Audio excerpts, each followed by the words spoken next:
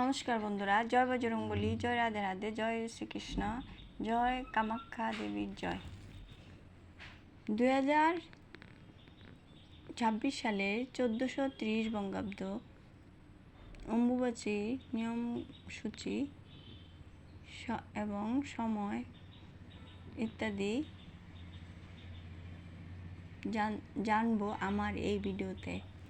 বন্ধুগণ, আশা করি আপনারা সবাই ভালো আছেন এবং সুস্থ আছেন।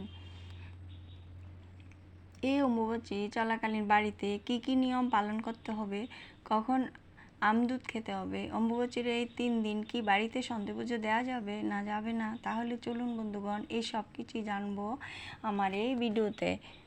কথিত আছে, আষাঢ় মাসের শুক্লাষ্টমী তিথিতে ধরিত্রী মা ঋতুবতী হন। ওই দিনে আসামের গুয়াহাটি কামাখ্যা মন্দিরে অম্বুবাচী উপলক্ষে মহামেলা অনুষ্ঠিত হয়। দেশ বিদেশ থেকে প্রচুর পুণ্যার্থীর সমাগম হয়। 3 দিন ধরে কামাখ্যা মায়ের মন্দিরের দরজা বন্ধ থাকে।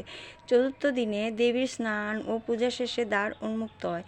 কথিত আছে, এখানে সতীর যোনি পতিত হয়েছিল, তাই এই কামাখ্যা মায়ের মন্দিরকে সতীর যোনি পীঠস্থানও বলা হয়ে থাকে। এখন চলুন বন্ধুগণ, অম্বুবাচীর এই 3 দিন বাড়িতে কি কি নিয়ম পালন করতে হবে, কখন অম্বুবাচী শুরু হবে এবং কখন শেষ হবে, অম্বুবাচীর পরে এবং আগে কি কি করতে হবে, কখন আমদুধ খেতে হবে, বাড়িতে কি সন্ধে পুজো দেওয়া যাবে কি যাবে না, এবং কি কি খেতে হবে ইত্যাদি জানবো আমার এই ভিডিওতে। তার আগে বন্ধুগণ, মা কামাখ্যা মায়ের অশেষ কৃপা পেতে আমার এই চ্যানেলটিকে সাবস্ক্রাইব ও লাইক এবং শেয়ার করবেন এবং কমেন্টে লিখুন জয় মা কামাখ্যা মায়ের জয়।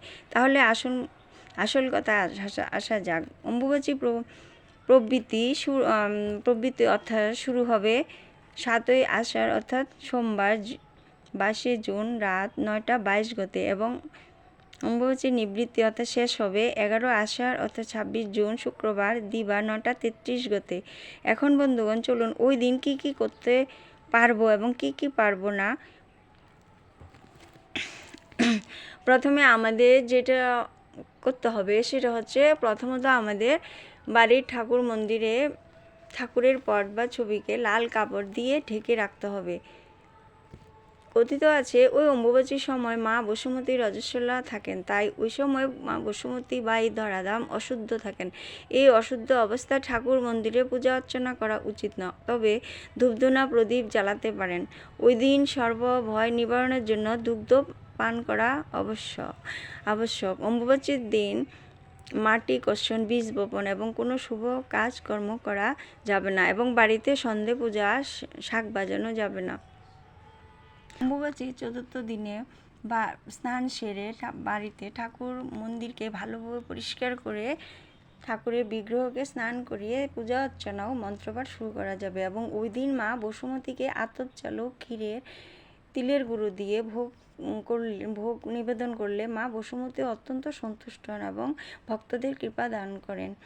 এছাড়া ওই দিন পূর্বপুরুষদের উদ্দেশ্যে তিল জল দান করলে পিতৃপুরুষেরা সন্তুষ্ট হয়ে আশীর্বাদ প্রদান করেন।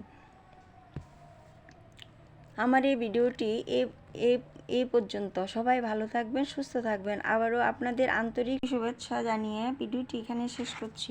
ভিডিওটি ভালো লাগলে চ্যানেলটিতে সাবস্ক্রাইব এবং লাইক করবেন।